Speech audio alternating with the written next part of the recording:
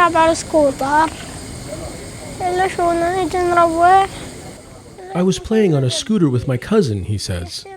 We were on our way home when we saw an Israeli jeep driving towards us, so we started running. It is an instinct every Palestinian child knows well. Soldiers began shooting, Jude was hit in the neck and fell. He says in that moment, he felt very far from home. It happened near the Aqbat Jabr refugee camp near Jericho in the occupied West Bank. Soldiers detained the wounded boy, accusing him of throwing rocks and pipe bombs before leaving him at an Israeli hospital. Terrified and alone, it was hours before his family knew where he was. Every day, whenever they'd administer any kind of treatment, they'd ask my wife to sign bills. They'd say, "We want money, you must pay."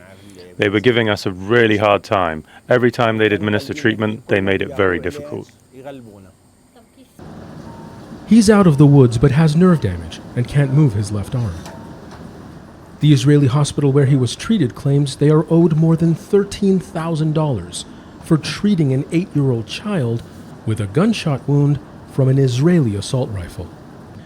Before Jude was brought back, his family says Israeli hospital staff even tried to take the neck collar protecting his wound.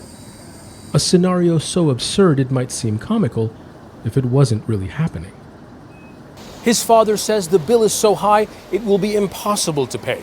Palestinian officials told Al Jazeera that in situations like this, Israel deducts the funds directly from customs taxes that it collects on behalf of the Palestinian Authority. When the news came, Jude's mother says she was hysterical. But anger gave way to relief that her son survived. I thank God he's okay. Hopefully he'll get better. Hopefully he'll see a happy life, a life he chooses for himself. I hope he'll have a future. I hope he lives his childhood despite the difficult circumstances. When asked if he was scared, he puts on a brave face. No. He says he's looking forward to going home, having a shower, and seeing his grandparents. But he says he'll never ride a scooter again. A lesson every Palestinian child learns too soon.